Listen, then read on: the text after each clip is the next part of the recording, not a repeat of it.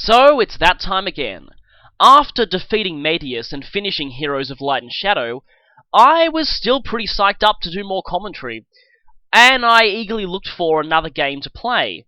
Yeah, I know a whole lot of people are requesting Fire Emblem 4. Just, again, there are complications regarding that. I will get to it eventually, but for the time being, I kind of felt like something new. Plus, I sort of felt like a break from the Fire Emblem commentary thing. I mean, I'm already getting my fix of that with Awakening. So, yeah, I was looking for something to do that wasn't Fire Emblem, and yet I'd feel passionate about, and I'd be able to say a lot about it. Now, coincidentally, just around this time, a big announcement happened from Nintendo. October 2013. Yep, if you're a fan of a certain series, you'll know what the significance of that month is. Yes, October this year will see the release of the 6th generation of Pokemon. Pokemon X and Y. And personally, I'm really excited for it.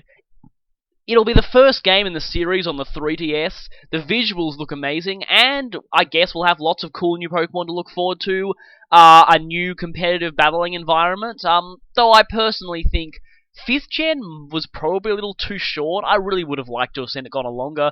But anyway, the announcement was great news. In my opinion, possibly the best thing about it was simultaneous worldwide release. Yep, everywhere in the world is going to be getting the game. No more waiting until the Japanese version gets translated.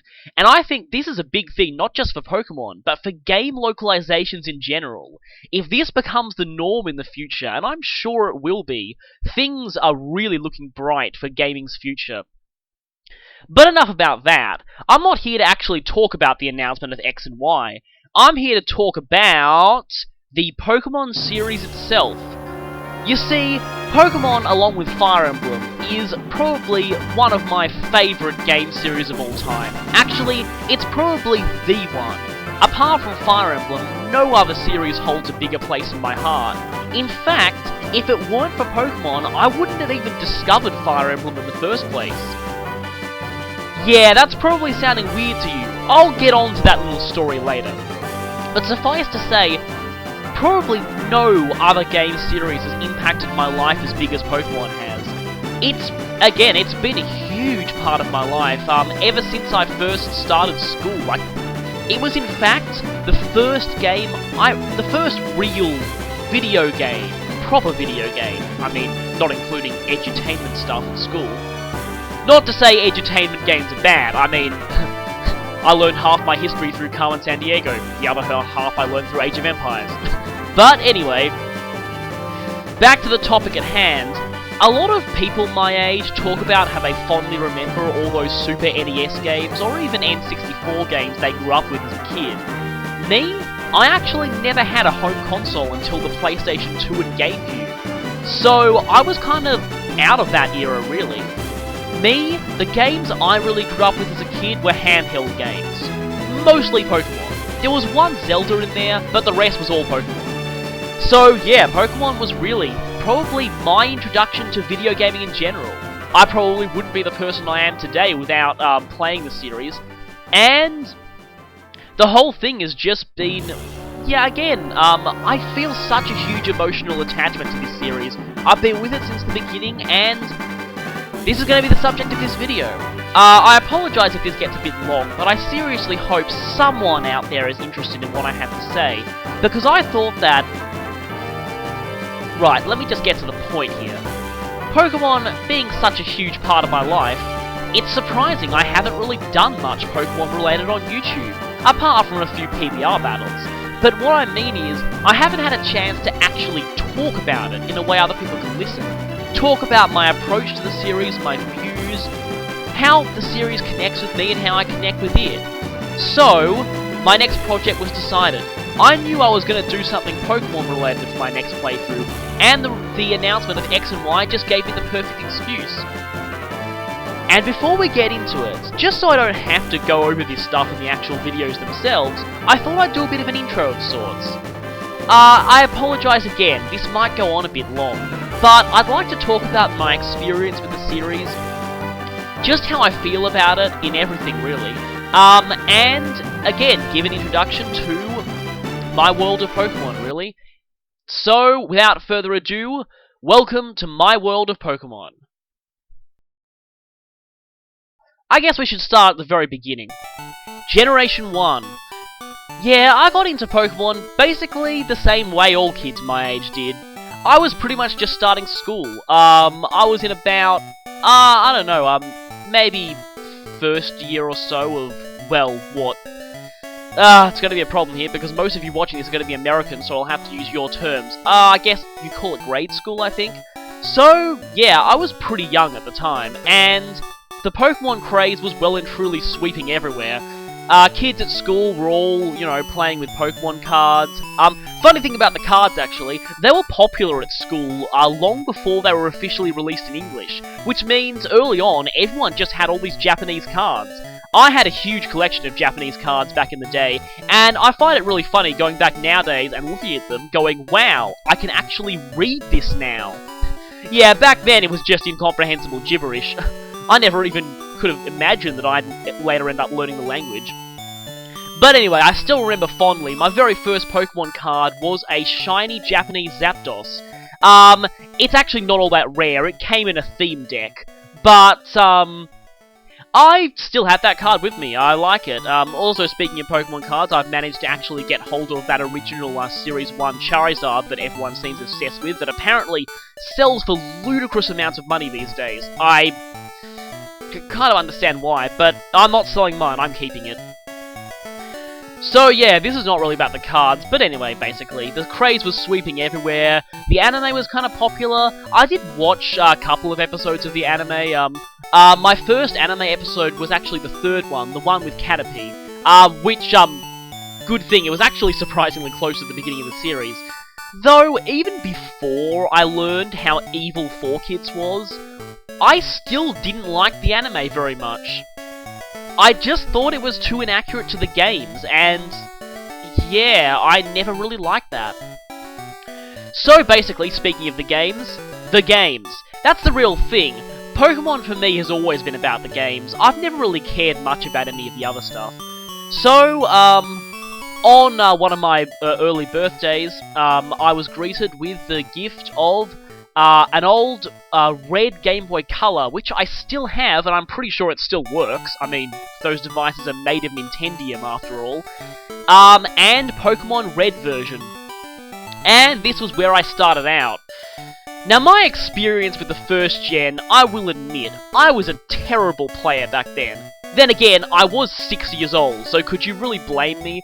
But still, even then, I made some incredibly stupid decisions that I can't even excuse my age for.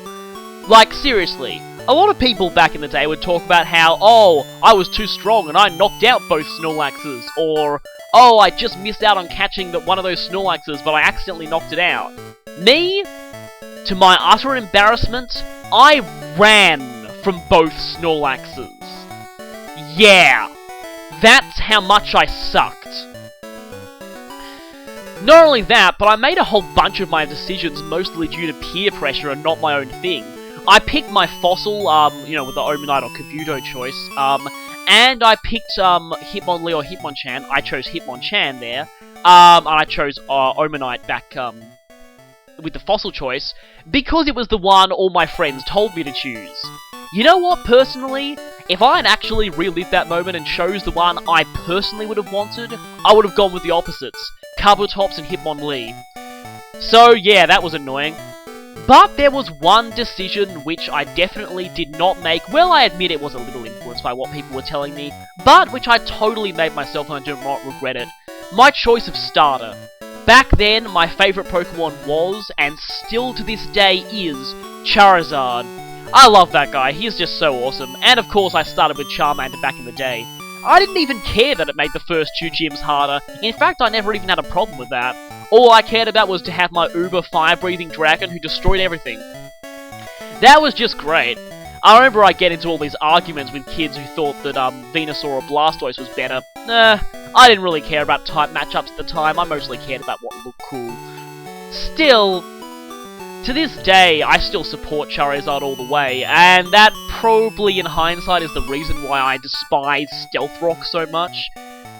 But still, I find it incredibly weird nowadays, just a random thing about Charizard, but he seems to have attracted, well, I shouldn't be calling it he, it could be either gender, but Charizard seems to have attracted an enormous vocal, completely violent hatedom from competitive gamers as of late. I didn't even notice this for a while, and it's truly really surprised me, just the amount of hate that poor thing gets nowadays. Now, I understand that it's incredibly stupid to use that thing in Ubers. It's stupid to use anything non-Uber in Ubers, but especially something that's totally outclassed by Reshiram, I agree.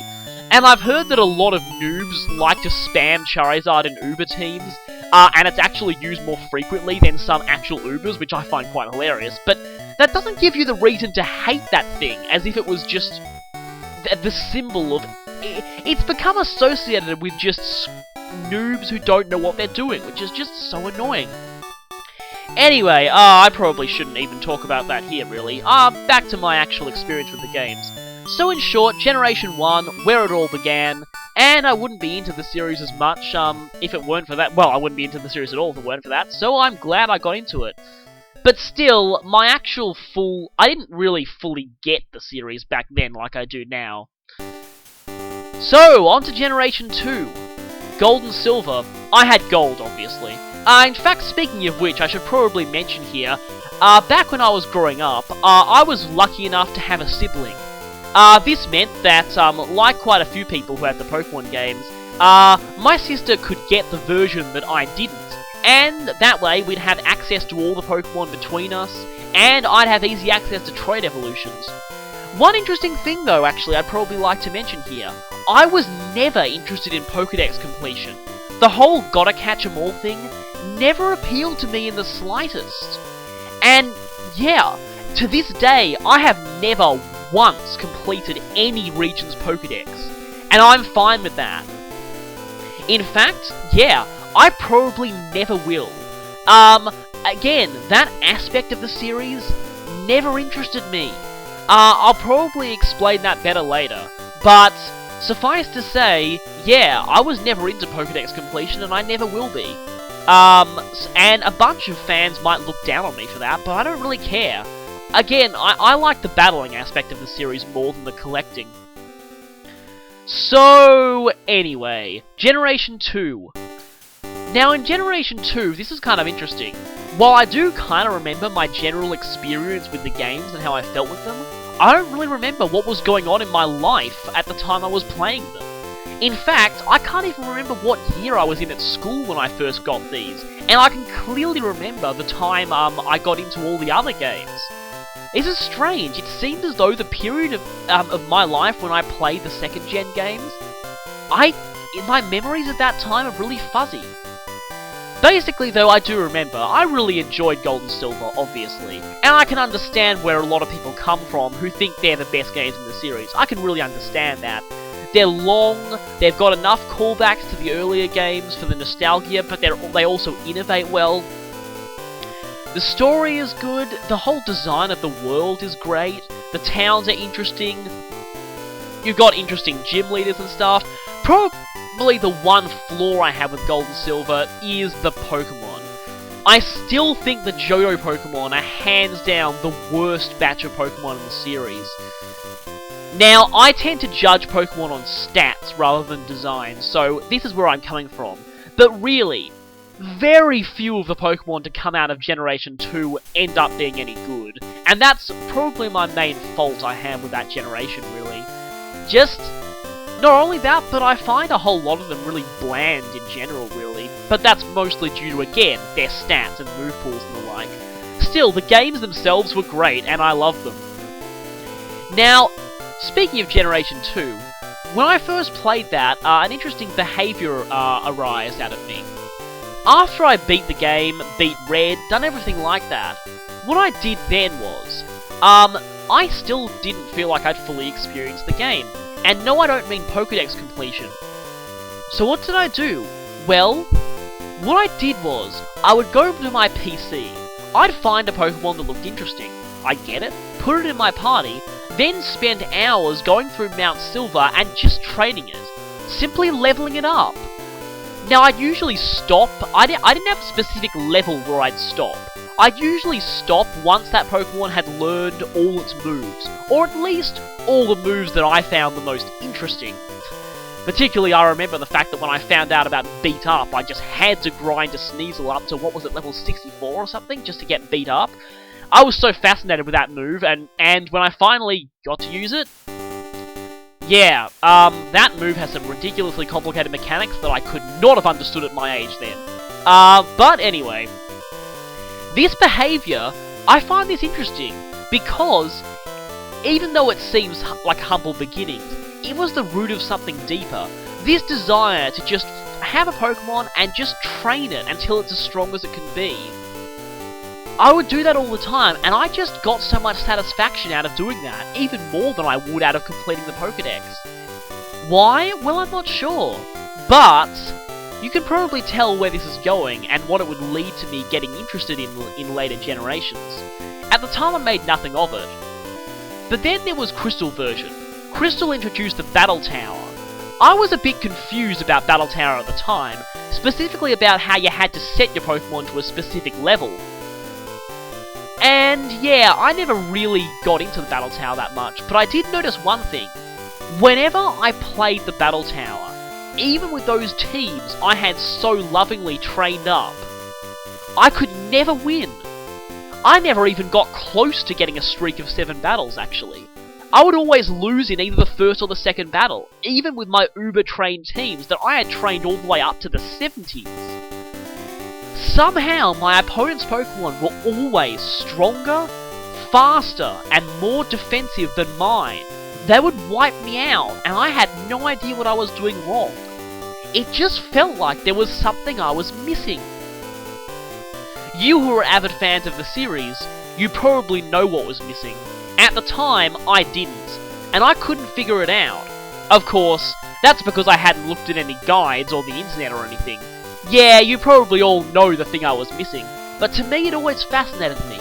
Why was it that these Pokemon were so much better than mine? What was the difference in the way we had trained them? The answers to these questions, I would only discover in the 3rd generation. Now, the 3rd generation I had quite an interesting story with. They came out pretty much around the end of grade school and the start of high school for me. So I was basically going into my early teens at the time. I'd, had a lot of experience with the original Pokemon handheld games, and now they were coming out for a totally new system. I remember my excitement the day when my dad, after school, took me on the train down to the local shopping centre. That was where the closest game store to me was. And we went and picked up, for myself and my sister, 2 Game Boy Advance SPs, 1 Cobalt for me and 1 Platinum for my sister, and Pokemon Ruby and Sapphire. Actually, I had the SP a few weeks before I got the Pokemon game itself, which meant I was actually stuck with a useless system with no games for a couple of weeks. That was intensely frustrating for me. But by the time the games finally came out, well, yeah, it was really exciting actually getting my hands on them on the release date. And so I had Pokemon Ruby, and I played through it, and yeah, I found it quite interesting. Probably not quite as good as Gold and Silver were, but I did like the selection of Pokemon a lot better than back then. Certainly had much better stats and move pools and the like. Now, Ruby and Sapphire, there isn't that much for me to really talk about there. I just played them, I thought they were alright, but they were missing something compared to earlier games in the series. Then came the updated release. Now this was a little while later. By the time Pokemon Emerald came out, I was already a little of the way into high school. I was already in my teens, and I'd grown quite a bit older and wiser since the original games. And then Emerald came out. Now Emerald was really, really interesting for me. Because, I don't know why, but compared to Ruby and Sapphire, I just loved Emerald so much. And for a very long time, Emerald was actually my favourite game in the entire series. In fact, it was all the way until the 5th generation. Why? Well, several reasons. I don't really know. It's kind of hard to explain. I just felt the plot was such a huge improvement over Ruby and Sapphire. I mean, now you're facing both Team Aqua and Team Magma in areas where it actually makes sense. You know, it always bugged me back in Ruby and Sapphire when you'd fight Team Aqua on the volcano and Team Magma in an ocean museum. It never really made sense to me, and it seemed totally illogical. So I loved how in Emerald, they made you fight the teams where it made sense. You fight Team Aqua in the Oceanic Museum, and you fight Team Magma on the volcano. Much better. They also expanded that subplot much more than they did in Ruby and Sapphire, and did an awful lot with it. Not only that, but Emerald also had the Battle Frontier. I love the Battle Frontier. It was one of my favourite elements of the series. And the battle facilities, the ability to actually win the symbols, because you see, there was the Battle Tower in Ruby and Sapphire. I did okay there, but it just seemed a bit weird for me. All there was just battle and keep winning. In the Battle Frontier in Emerald, you had the motivation that you had actual unique bosses for each battle facility. And it just really motivated you to get those win streaks, just so you could get up to these guys. Even getting the symbols off them, I didn't really care about. What I cared about the most was actually seeing the Frontier Brains, hearing their amazing battle themes, still one of my favourite battle themes in the whole series. I mean, when I first heard that, let me just say the first Frontier Brain I ever came up against was the Pike Queen.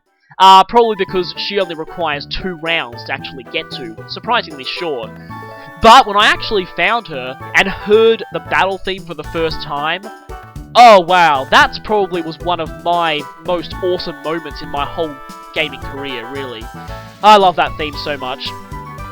So anyway, just battling them, seeing what they could do, just felt so satisfying to me. Not to mention all the different facilities, really gave you a lot of variety. And it's not just, you know, just battle, you've got all these different ways of battling. I still think that the Platinum Battle Frontier just wasn't quite as good as the Emerald one, mostly due to an awful lot of its facilities relying more on luck. Though I do admit that in Platinum, I was a huge fan of the Battle Castle. I really love that one.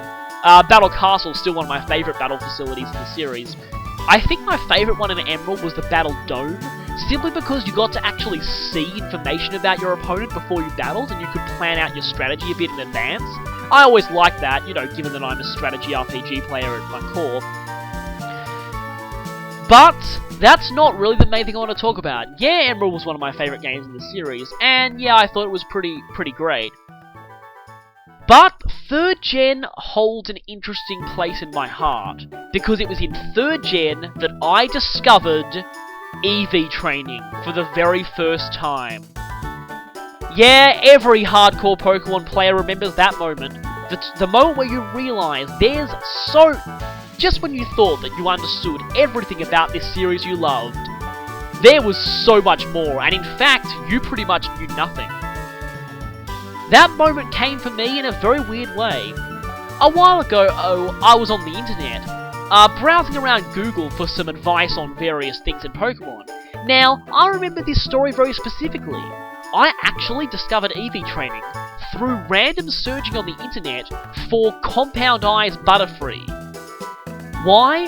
Well, it was actually due to me wanting to confirm that the secondary effect of Compound Eyes was making wild Pokemon with hold items more common. I just thought that sounded a little too good to be true, so I wanted to confirm it. I was looking up Compound Eyes Butterfree added effect, I believe. And from there, I found something very interesting.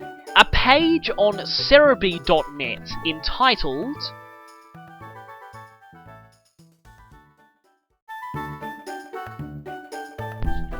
Actually, you know what? I just went and checked Cerebi just then, and to my absolute sadness, the original page I found is actually gone. It was a page detailing a whole bunch of, like, battle strategies, and introducing things like the roles like sweepers and tanks, and giving an in-depth explanation of how they worked. My guess is the reason that Cerebi removed it was because of sites like Smogon that have now completely taken over that aspect of Pokemon, and Cerebi found their guides were lacking compared to theirs. It's sad, really, because I always loved that battling guide, and I actually liked it a lot better than a lot of Smogon's. Then again, I've got a bit of a nostalgia thing there, because back to my story, this was in fact how I first learned about EV training. From this page, I heard mentions of effort values, but I didn't really know what they meant. So, given that this was on Cerebri.net's game mechanics page, I found a link to the effort values page. I checked that, read it, and mind blown. Right there, my experience with the Pokemon series was never the same. The moment I found out about that, everything changed. Now, you remember when I went back, when I talked about Gold and Silver and how I used to just pick a random Pokemon and train it up? That seemed like a natural precursor to EV training. I really got into EV training, and I would do it just for any Pokemon I could find. I'd come up with a moveset for them, train them up. I didn't even care if I'd use them on a team or not. I just liked to have a whole bunch of Pokemon trained up, EV trained with movesets, all ready to go when I needed them. I loved it. The thing is, there's an awful lot of Pokemon fans out there nowadays who really hate the whole EV training system. Even at my regular gaming clubs and gaming conventions that I go to, whenever I tell someone I find EV training fun, I get looks from everyone as if I'm an abomination. It's really weird. Even on forums, when I tell people I enjoy EV training, I actually find it fun to do. Well, you can't give people weird looks on forums, but I get a whole lot of very inflammatory comments. There's a whole lot of people who think it's a horribly designed mechanic and everyone should just use battle simulators. Me? I actually really dislike battle simulators and find it just lazy that you can just do all the effort values yourself. There's just something to me. There's something...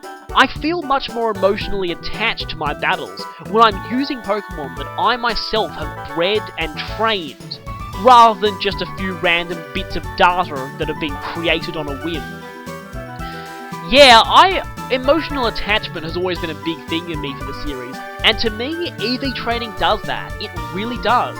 You're kind of forced to bond with whatever you're training, and again, I just love it. I actually find it fun, so don't judge me for that, but I really do. Of course, it was pretty difficult back in the day. I had to use Macho Brace and I had no access to Pokerus. That was fun. So anyway though, even though I was really into EV training, I will admit that I never really was into competitive battling, so to speak. I did use my proud EV trained teams in the Battle Frontier and stuff, and I got quite far with them. I'm pretty sure I got all of the silver symbols and quite a few of the gold ones back in the day. But, again, in-game battle facilities was really the only thing I thought about. I never really considered playing against other people. Now, at the time, the only way to actually play against other people was by use of battle simulators, and things like, I believe the one back then was called Net Battle. I did try it out a little bit, but to me, the only reason I used battle simulators was to use Pokemon like Deoxys that I didn't have access to in normal gameplay due to bloody Nintendo never releasing that thing in Australia! Sorry. Yeah, I got yelled at a lot for using Ubers there, but to me, the real purpose of battle simulators was just to do stuff you couldn't do in the cartridges. Not really battling. I was never into the whole competitive battling aspect, and I just dislike battle simulators as a whole. I still do. To me, they feel like something akin to piracy, and they feel incredibly disrespectful of the original people who play the games. So if anyone asks me to battle them on something like Pokemon Online, I'm not going to. I dislike battle simulators with a passion and I won't use them. Just to get that out of the way. So anyway, I didn't get so much into real competitive battling, even though I actually, EV trained back then. So, I guess that's all there is about 3rd generation. Let's go on to 4th generation then. Now, here's kind of an interesting time. This is a bit of a big skip. By the time of 4th generation, I was well over halfway through high school. I was in about year 10 at this point. I'm pretty sure that other countries use different systems, so anyway. I was about, I don't know, I mean, maybe... I guess about 15 to 16 at this point. And I'd certainly gotten a lot older. I'd come quite a long way since the original Pokemon games, and I'd even been through the series' 10th anniversary. So by the time Diamond and Pearl came out, I was, yeah, pretty much a real veteran. I mean, I'm sure... I think I was even old enough to compete in Masters tournaments by then. Not that I really did. So, 4th generation. How did that feel for me? Well, again, I actually had the DS for quite a while before the Pokemon games came out, and I'd played an awful lot of things on it then. But when Diamond and Pearl came out, of course I was quick to rush to get them, and I played them quite a lot. Now, to me though, Diamond and Pearl, I still have fond memories of the 4th generation, but for reasons other than the actual games themselves, really. You see, to me, Diamond and Pearl will always be the low point of the franchise. But the weird thing was, no one really knew until after the generation had ended. The thing with Diamond and Pearl was, even though that I felt the new Pokemon were great, I love the 4th generation Pokemon, it's one of my favourite batches of Pokemon in the series. Most of them have great stats and good move pools, and are really useful for a lot of stuff. They even introduced a non-legendary that ended up getting banned. That's how good the generation's Pokemon were. But to me, the in-game, as in the main story of Diamond and Pearl, felt somehow really lacking to me. I mean, the Sinnoh region, most of the routes just felt bland and uninteresting. The characters were kind of boring, even Team Galactic, I never found them that threatening. Cyrus has a lot of fans, I know. I never really found him that compelling of a villain, really. He was just kind of a generic destroy-everything villain, really. I mean, by that time I played an awful lot of games like Fire Emblem and Final Fantasy, so you'd think I'd be getting pretty sick of destroy-the-world villains by then. And Cyrus just pretty much fit that bill. I admit Platinum improves on the plot a little more, but still, I never really enjoyed the Diamond and Pearl main story.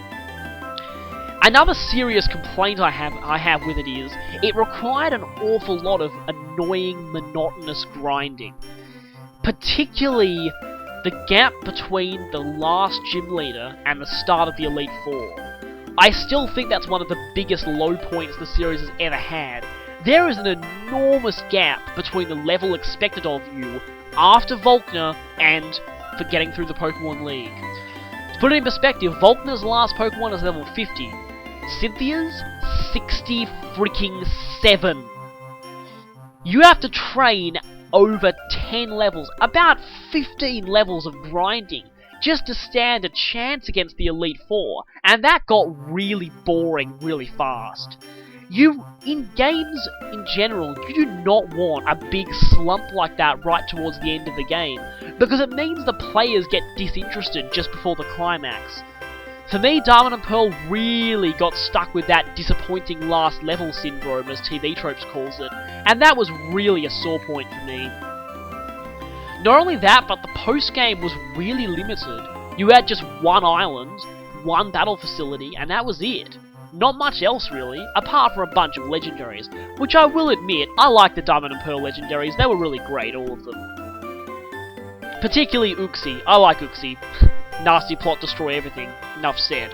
Though, I've kind of grown on Mesprit a little bit recently, mostly because it's so overlooked. But, I digress. Anyway, even Platinum, I never found that interesting of a game main story-wise, so it felt like the series had hit a bit of a downward slump for me. Of course, don't get me wrong, I'm not one of those nostalgia morons who I actually despise with an absolute passion. Who generally they're the people who got into the series as a kid, played Gen 1 and 2, stopped playing, and thought that gave them an excuse to think the original games are so superior to everything else that comes out now. I hate those people so much, seriously. I think they're not even true fans of the series. They're just pretending to be fans, but are actually just big fat fakes at the core. Sorry, wow, that seemed really violent. I apologize, but I'm not against people who have legitimate reasons for liking earlier generations more than later ones, but people who do it just because of nostalgia filter really gets on my nerves. I will say I'm not one of those people, and I actually really liked 4th generation for several reasons that I'll get into a bit later.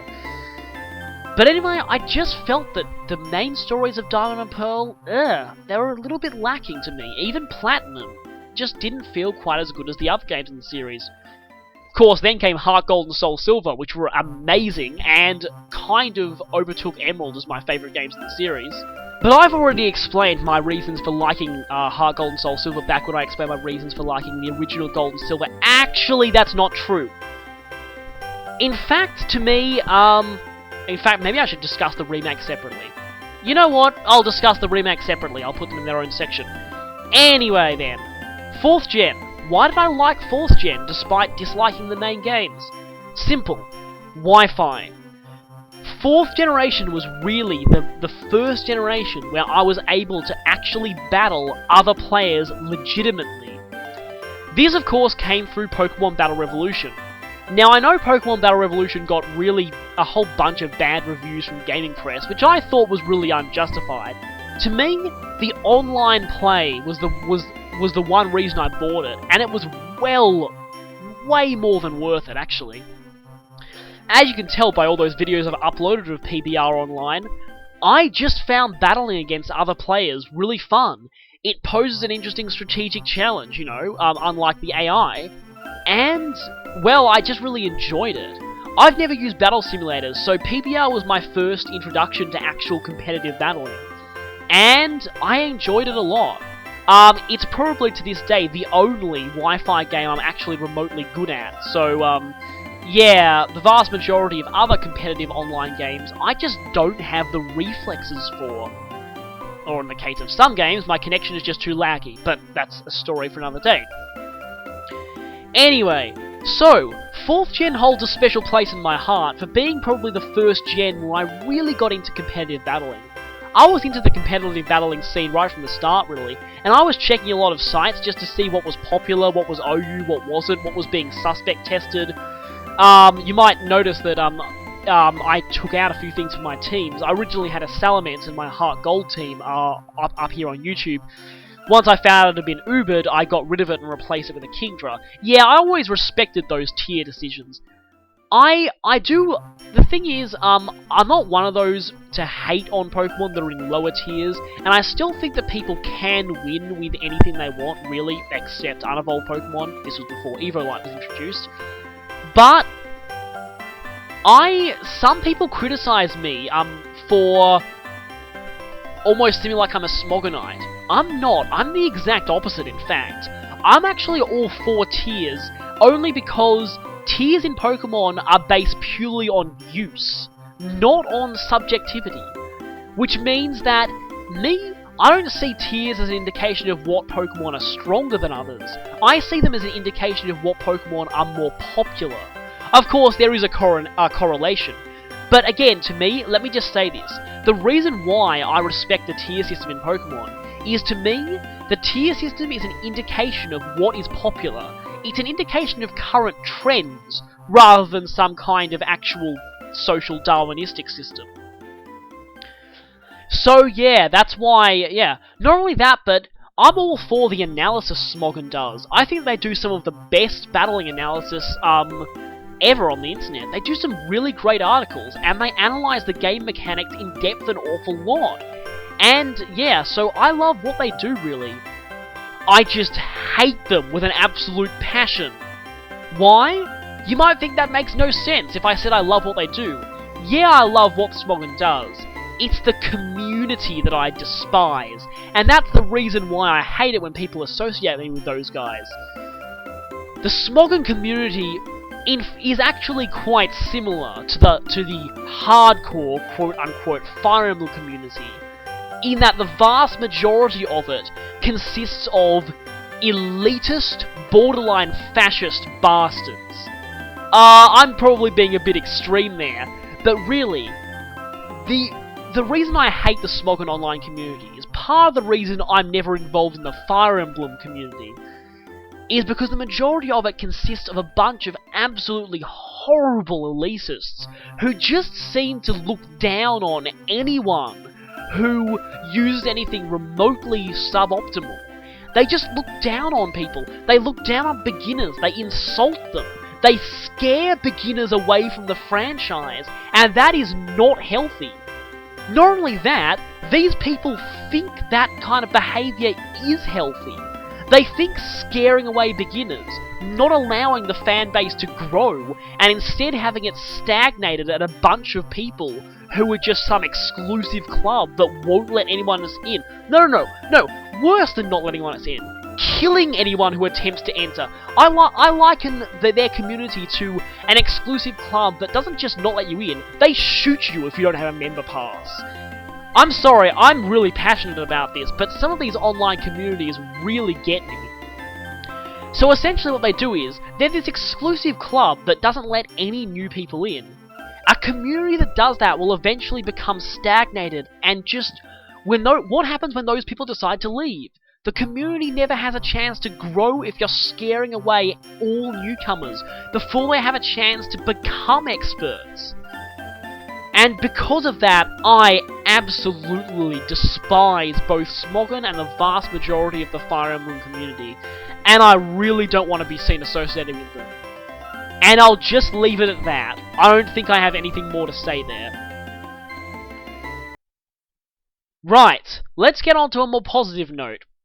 5th generation. Now, the 5th generation was interesting.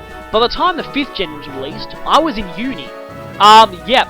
I'd come an awful long way since the original games. I was now a uni student, studying, hoping to become a game designer or game localizer myself. So, I'd come an awful long way since I started with the series, but I was still just as much of a fan as I used to. Now, I admit that when Black and White were first revealed, the initial hype for it was kind of on the down low compared to earlier generations. The new Pokemon's designs were becoming really controversial. Some people, were just wondering if there was anything the series could do that was new after what happened with Diamond and Pearl, and people were thinking the series was starting to get a little bit stale. Not only that, there just wasn't really all that much publication on Gen 5. And then something amazing happened. A Famitsu review of Pokemon Black and White came through, and the score was unprecedented. A perfect 40 out of 40. Now, let me just tell you this. That's a huge deal. Very, very, very, very few games in the history of gaming have got a perfect 40 from Famitsu. In fact, I think even now, the score numbers, the number of games with that score is less than 20. In the history of gaming, less than that number have gotten perfect scores. So, when a game gets a perfect Famitsu score, it's a really damn big deal. And now Pokemon had, for, surprisingly enough, the very first time in the series' history. Yeah, despite the critical acclaim that Gold and Silver had been released to, none of the earlier games had ever come close to that score, and this was an interesting thing that got fans talking. Just what had these new games done to deserve this score? What's different here compared to the earlier games? Something really amazing must have happened for this to actually happen. I myself was confused as well, but I was interested. I was intrigued. I wanted to know just why this happened. And so, while about 6 months later, I get the game myself and I start playing it. And wow, just wow. To me, Black and White completely deserved that score. To me, they in fact are, and I know I'm going to get flamed for this, even better than Gold and Silver, in terms purely of in-game main story, the best games in the series, hands down. I can go on and on and on and on and on and on and on. I could take up a whole video gushing about what Black and White did right. But basically, the main story was just refined so well. They just got the formula so right. They kept the formula from previous generations, but they just refined it and made it so good. Off the top of my head, the game has an actual plot. I actually care about the characters. The characters have character development and are actually interesting. The game is kind of challenging without being overly difficult.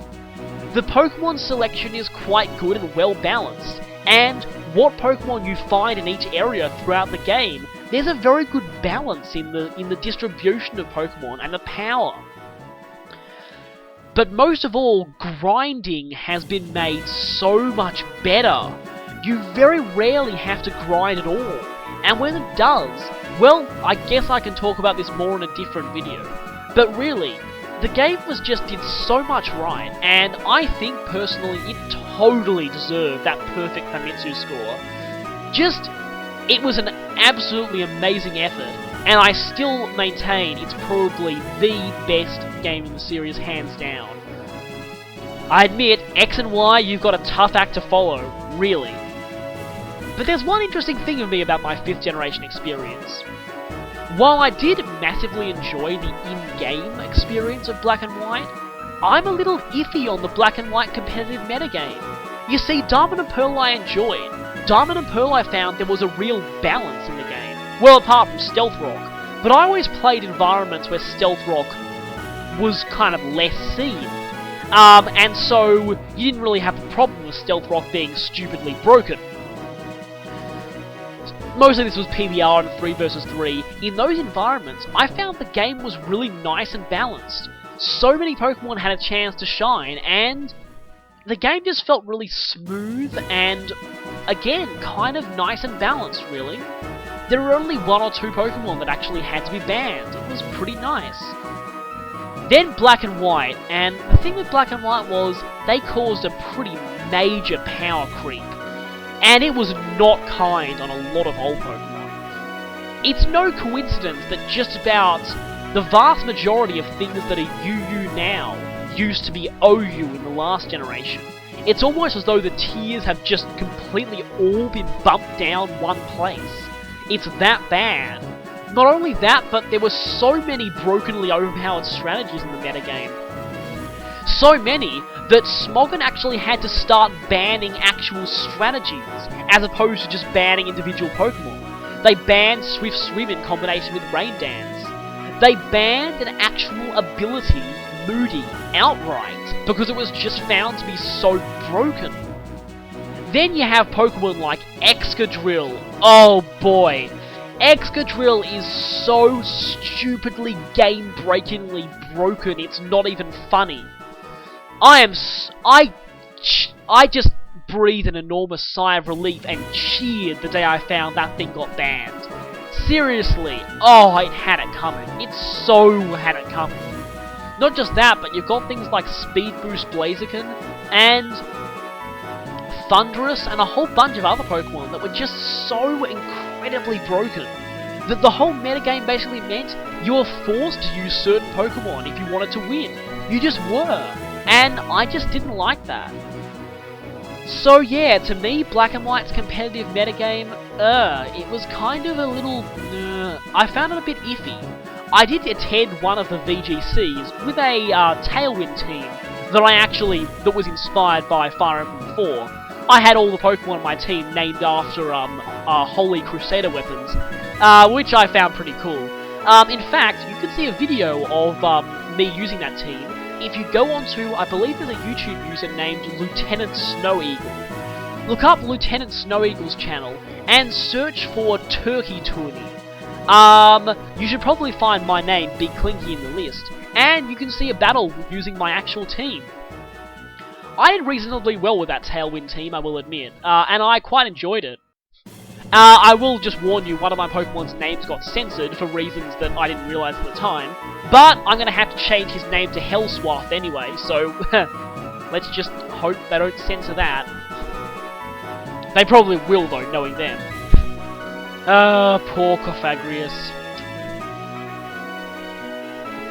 So, I've just about run out of things to talk about when it comes to my experience with the Pokemon games. You might be thinking, hey, where's Black 2 and White 2? Funny thing is, I haven't actually played them yet. I actually own Black 2, and I've got my copy just sitting here ready for me to play it. I'm just waiting for someone to give me challenge mode before I actually use it. Yeah, I refuse to play through the main story unless it's on challenge mode. I just want to see all those gym leaders' extra Pokemon. So until someone gives me challenge mode, I'm not going to start this game. So yeah, that's a bit of a thing.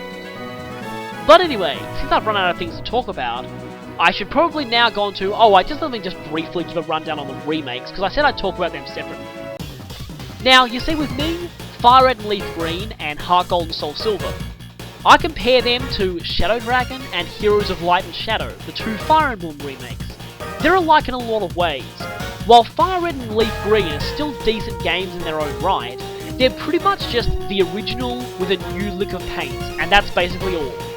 Just like Shadow Dragon, really, although FireRed and LeafGreen had none of Shadow Dragon's more questionable features, killing off people. But anyway, FireRed and LeafGreen just felt like a really bare bones remake to me. It was just a remake, that's it. You really didn't get that different of an experience as the original game. HeartGold and SoulSilver, I liken to Heroes of Light and Shadow, because that game is a remake, but it's a remake that keeps everything good about the original, makes it better, and it adds a whole bunch of new stuff that makes it actually feel really fresh. Yeah, to me, just like Heroes of Light and Shadow, HeartGold and SoulSilver did that. It managed to remake the original game, capture everything good about it, but still, managed to make it feel, you know, fresh and interesting. Now, I think that's pretty much all I have time for now. Regarding remakes, I'll just say one thing. If it wasn't for Pokemon FireRed, I would never have gotten into Fire Emblem.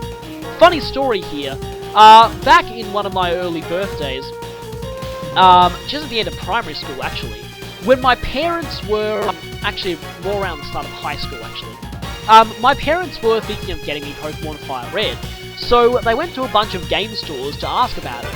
Now, at some point, talking about Fire kind of got a little lost in interpretation, and one of the game stores directed them to Fire Emblem instead of Pokemon FireRed. This was, of course, Blazing Sword, the first game to release in the West. And so, they ended up buying that game. Of course, they soon realised their mistake that it wasn't Pokemon FireRed, and so, yeah. Thing was, though, I ended up getting both games, so yeah, that was a really good birthday. Really good. So yeah, I got both Pokemon FireRed and Fire Emblem on the same birthday, and so, if it wasn't for Pokemon FireRed, I would never have gotten into Fire Emblem. Seriously, so yeah, I've got Pokemon to thank for getting into Fire Emblem.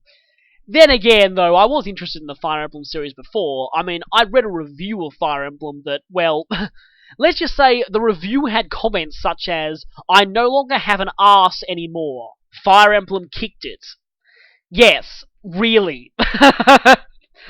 So I would have probably looked into Fire Emblem even if that didn't happen. But I still think it's a funny coincidence with Pokemon FireRed that caused me to actually get the first Fire Emblem in the West in the first place. So, well, I have to thank my parents for getting that wrong. So anyway, now that my history with the Pokemon series has been explained, what am I going to do with it now here on YouTube? What are my plans? I had a pretty definite plan. Unfortunately, like the best laid plans, it got hit in the face with a sledgehammer. Yeah, I can admit to you now, the Pokemon game I was planning to Let's Play was Pokemon Colosseum. And in fact, I have recorded all the footage for the main story already. I've basically got everything ready to do commentary. In fact, I was literally just about to start recording commentary on this, about a few months ago, when I realised something. I went and checked on a really high-profile Let's Player on YouTube channel, and what did I find? Let's Play Pokemon Colosseum! Damn it! Not only is he vastly more popular than I am, but he had the idea to Let's Play that game at the exact same time I did, and literally just the exact same month. Let me tell you, I recorded most of this game during January, early February-ish. That was the exact time this guy started his Let's Play. Oh, you have no idea how annoyed I was when I found out about that. I've had this happen to me before, and ironically, it was with the same guy.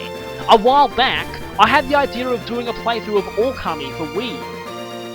I had an awful lot I could have said about that game. So, I was just about to play it when I found out he was doing one at the exact same time. I can't believe this has happened twice, but it has. Now, he recently did a podcast where he said, don't worry if someone else covers a game you plan on covering, because everyone's experience with each game is unique. The thing is, I still feel kinda wrong doing that game at this time now.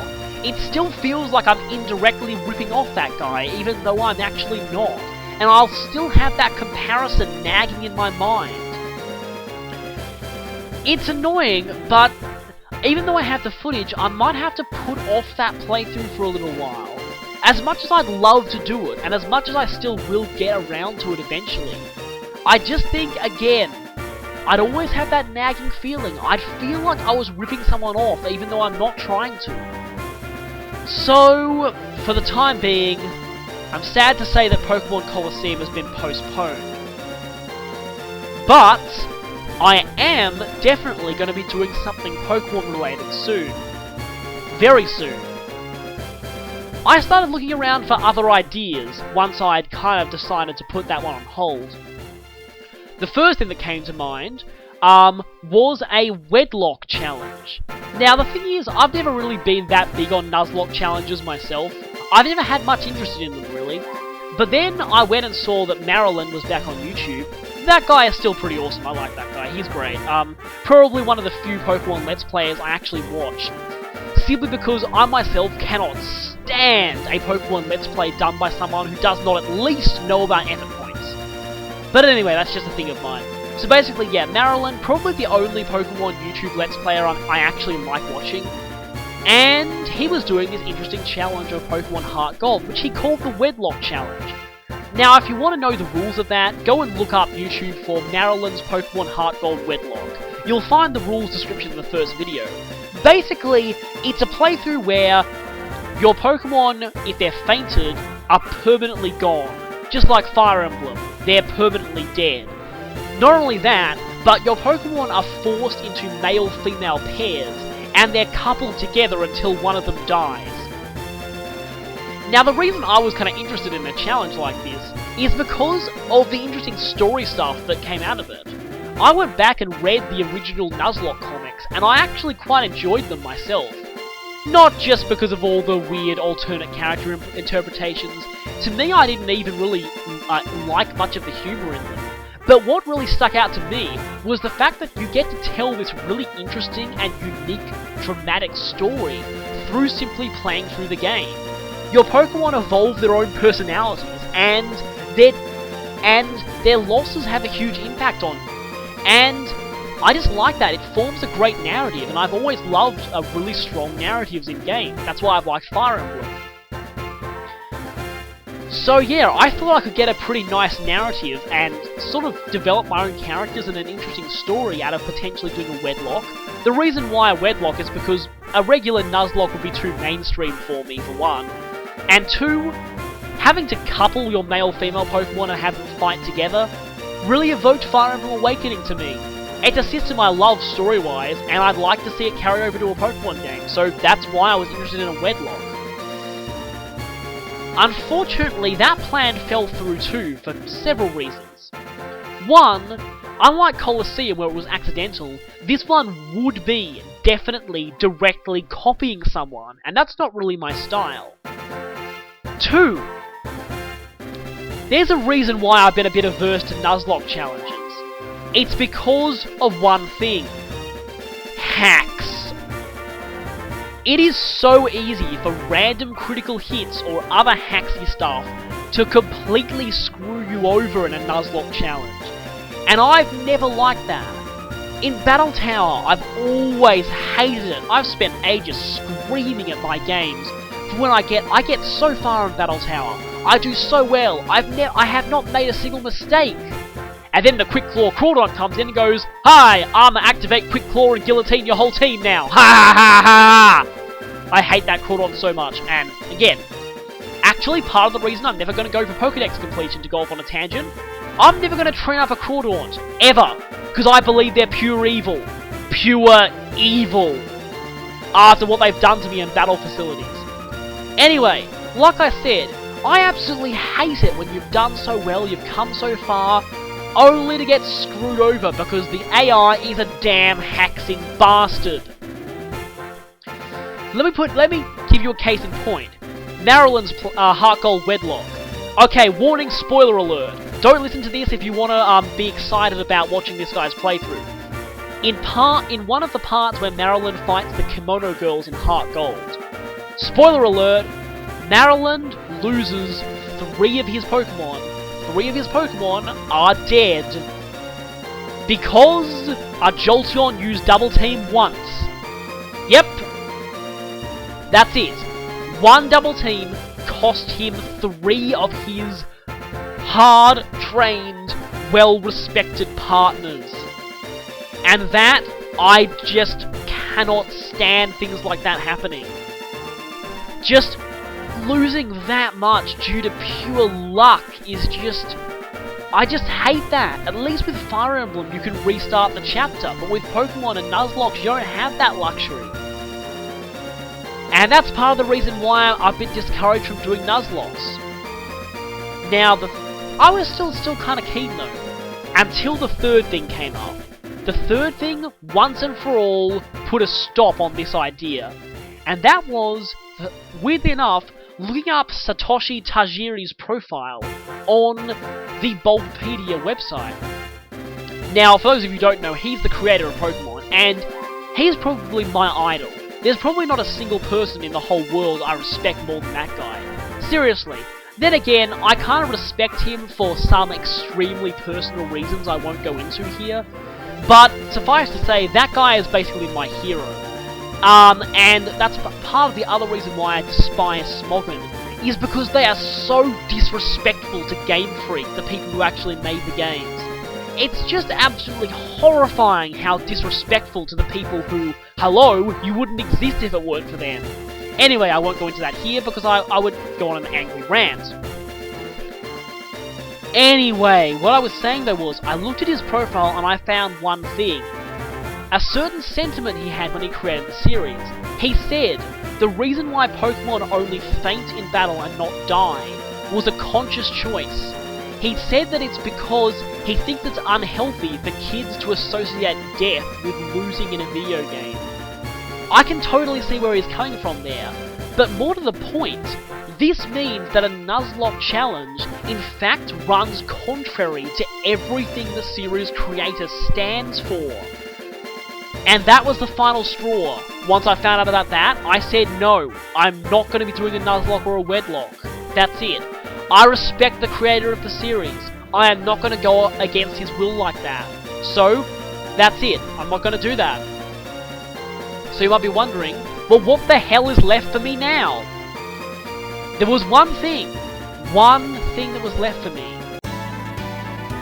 I won't tell you exactly what this is, I'll leave you to be surprised when I actually start the playthrough. Suffice to say, this is something I don't think has ever been done before in a YouTube playthrough. It's a challenge, it's a Pokemon challenge, a sort of semi-self-imposed challenge that makes the game a hell of a lot harder.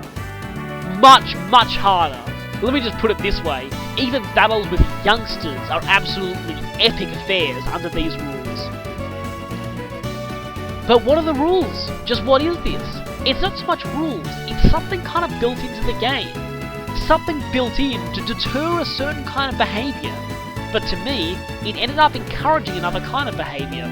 I searched around on the internet for a copy of the game that had this little quirk. This quirk that so many have desired to fix because they think this feature is annoying and impacts their ability to enjoy the game.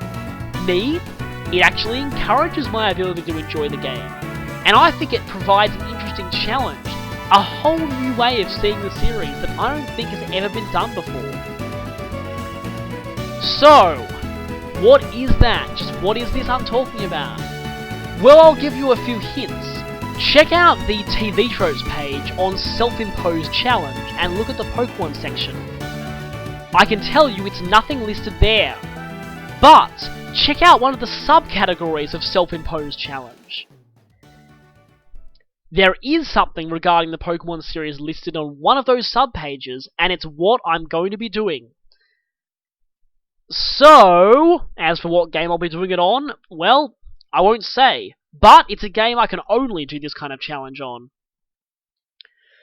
So, for the time being, I'll leave you with that. Wow, I've been talking for about an hour, so my voice is pretty much dead, so I think I'll have a break now. But, I sort of need it. But anyway, I will see you in my first YouTube Pokemon playthrough, that I guarantee will be something you've never seen before.